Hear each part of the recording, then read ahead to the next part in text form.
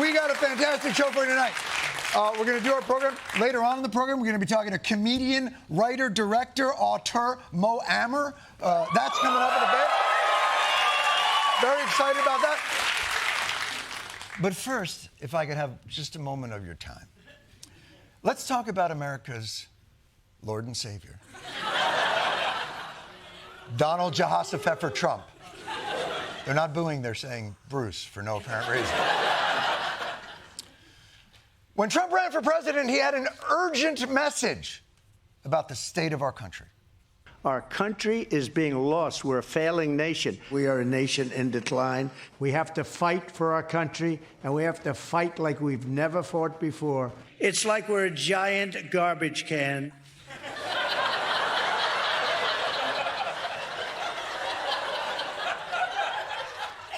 How dare you? If anything, America's a recycling bin. Useless and made almost entirely of plastic. But that's it. We have to fight to save our country. And now Daddy's home, and he's about to take out the trash. And 2 weeks into the Trump presidency, we have a better sense of the evil and powerful forces that have been dragging our once great nation into decline. The Trump administration removed transgender references from federal government websites. It now reads LGB instead of LGBT.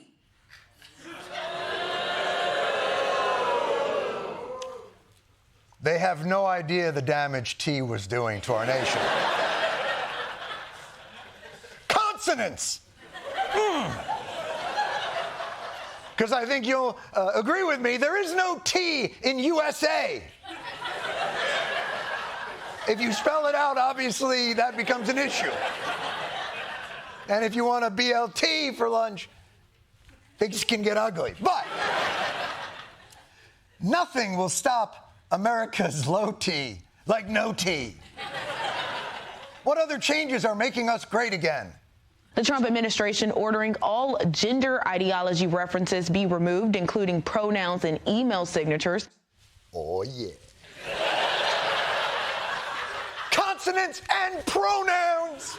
Your next, prepositions. No more pronouns and email signatures. Good luck signing your emails now, President She.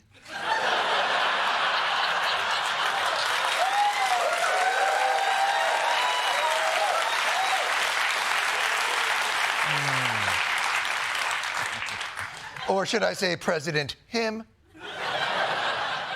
Those are just the actions that this president has taken to prove that he's still kind of a dick. But believe me, he hasn't taken his eye off of America's true nation-state enemies. President Trump is reiterating his threat to, quote, take back the Panama Canal. Trump suggesting he could use military force to take Greenland. President Trump had a fiery phone call with Denmark's prime minister, putting the NATO ally in crisis mode. Denmark, Panama, Greenland, the axis of, where are those?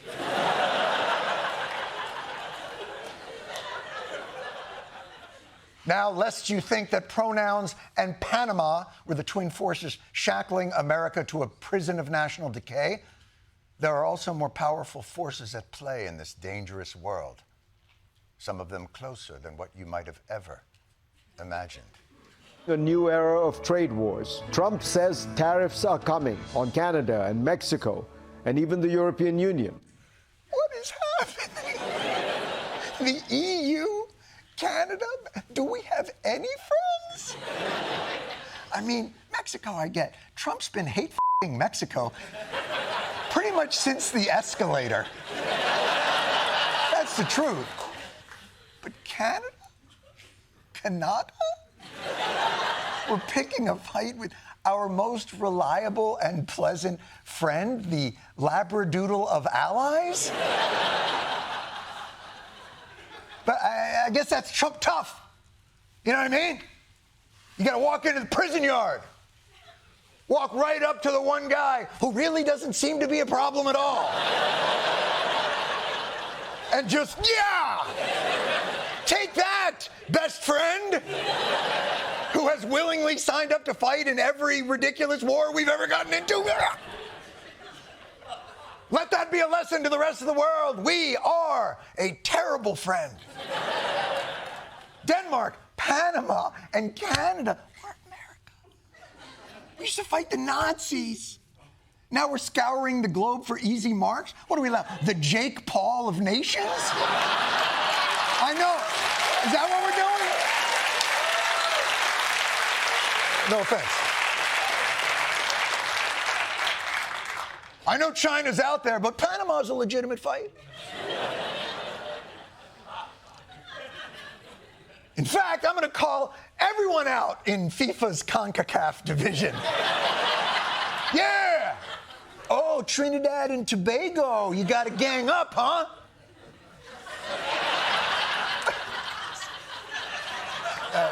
That honestly, I can't believe you laughed at a CONCACAF joke. Soccer is back, baby.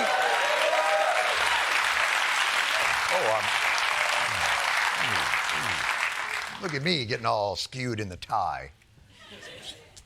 Now, in Trump's defense, he did explain today why we're going after Canada. I mean, I look at some of the deals made, I say, who the hell made these deals that so bad? So bad. The trade deals with Canada, they're so bad. He's just looking and saying, who made these? Ladies and gentlemen, don't get ahead of me. Ladies and gentlemen, for your dining and dancing pleasure, come with me into the Wayback Machine to 2018. I give you the culprit of the terrible deal with Canada. This morning, President Trump signed a new trade deal to replace NAFTA with the leaders of Mexico and Canada. The best trade deal they say ever made. No! A deal done by Trump's greatest nemesis, Trump. Now, hold on. Deal. All right. But President Trump, this trade war has awoken a sleeping giant. Not Canada, not Mexico, but the Democratic minority Senate leader. Release the Schumer!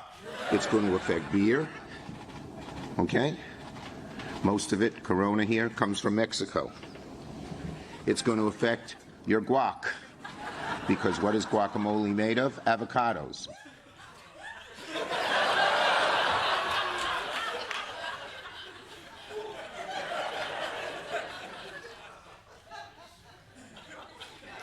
Your response to the trade war is to tell us guacamole is made of avocados? Is that what? When the people found out, when the people find out the precious Super Bowl dip is comprised of mainly avocado, also tomato, sometimes onion, it's a bit much. For me, obviously, with the spilkis and... Excuse me one second.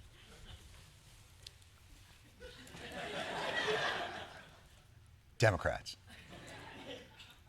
can you please stop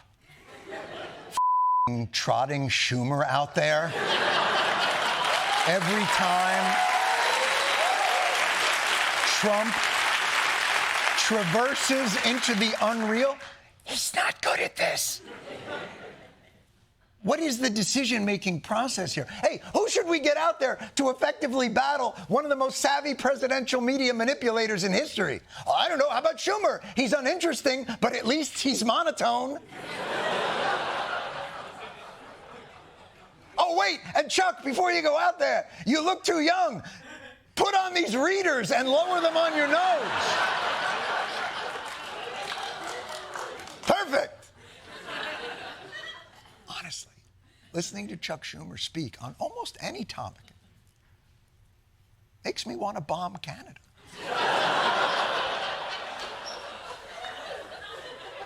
Kidding, of course, by the way. We have a couple of Canadians here from Montreal, and I don't want to upset them because I'm going to need an apartment soon. Now, before we...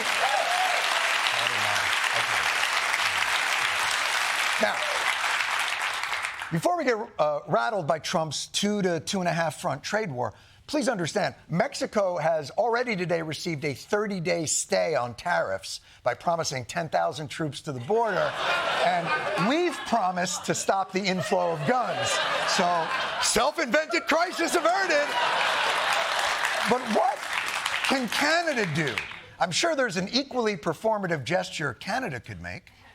What I'd like to see, Canada become our 51st state. Mexico, you just sent a few troops to the border. But Canada, if you could, I don't know, cease to exist as an independent entity. Fair? What's that, Mexico? No, there's only 51 states. There's no 52nd. I'm sorry. Hold on one second. Washington, D.C.? Yeah, go yourself. All right. What's that, Puerto Rico? No, it's Canada. I think you know why. Canada. All right. Of course, by the way, since we even were writing this show at like 4 p.m., Trump has already said now he's going to pause the tariff war with Canada as well because...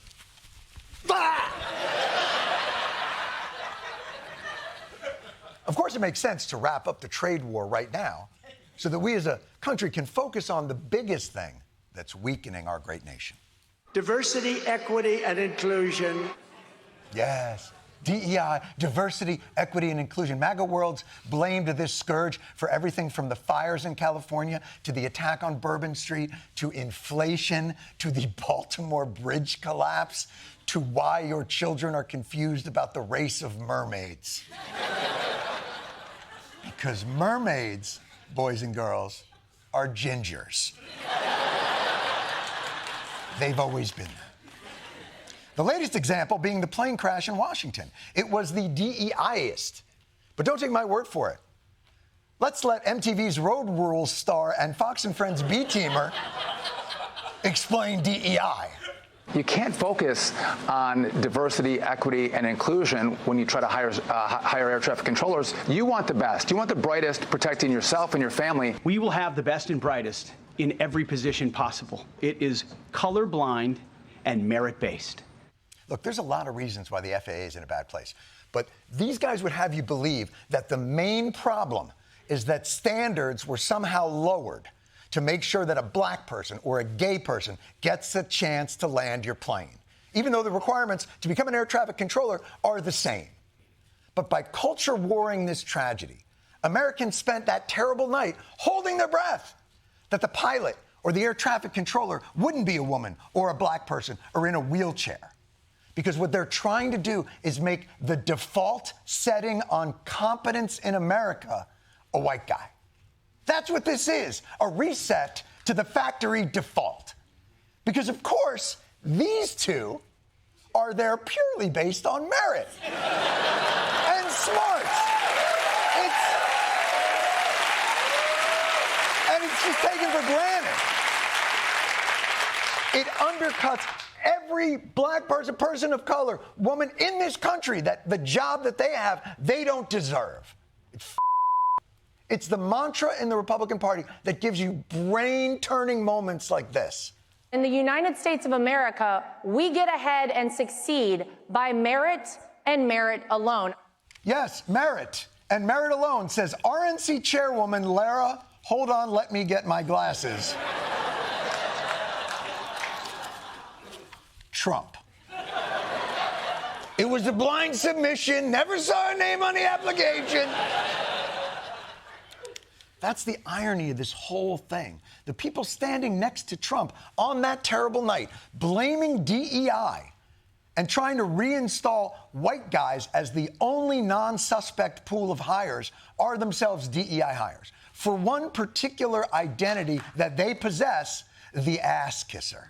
The president's leadership has been remarkable during this crisis. Mr. President, you make our jobs a lot easier. I want to echo what the Transportation Secretary said about your leadership. Thank you for your leadership and courage on that, sir. I think you make a really important point on that, Mr. President. The president is right. And again, I want to thank you for your leadership, Mr. President. DEI. Sucking ego inflation.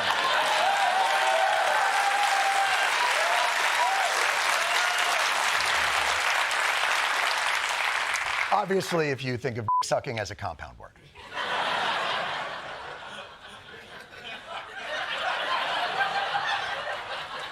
But you can gaslight us all you want, because the one thing you didn't count on is our secret weapon.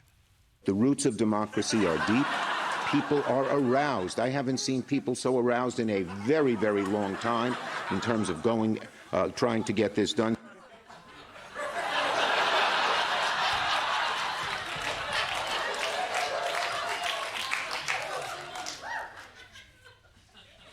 Aroused. For more on DEI and what it's going to do to our country, let's go live to the White House correspondent Josh Johnson. Josh! Nice to see you, sir. Let me ask you, I know this is an important subject to you. Josh, what are you hearing about the DEI initiatives? John, what this administration is doing is dangerous. It is the perversion of the dream of Martin Luther King Jr. They've turned it into a nightmare where the content of a person's character is judged by the color of their skin. From the White House, I'm Desi Leidick. Wait, what's going on? I'm sorry, Desi, this is Josh's report. Oh, you guys didn't get the executive order? We can't do DEI anymore. You're replacing me, but you're a woman. Yeah, a white woman.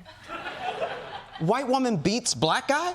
Look, white women don't make the rules. We just tacitly embrace them through our overwhelming support of Donald Trump as a voting bloc.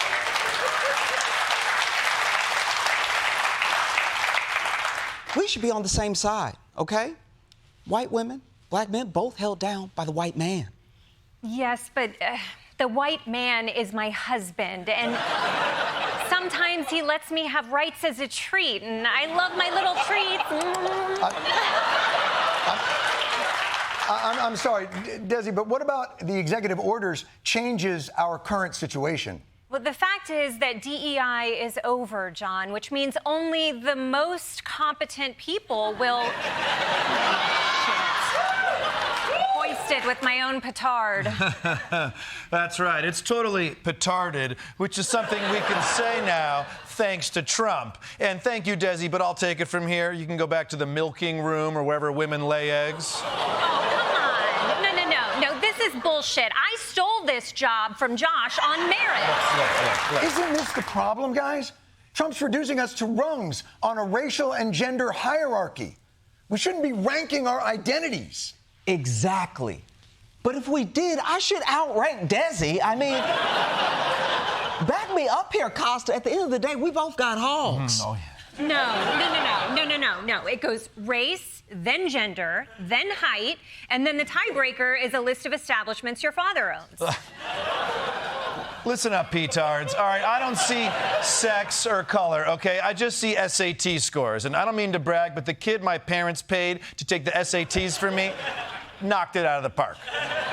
Oh, I'm sorry. Are we talking SAT scores? No. Really? No.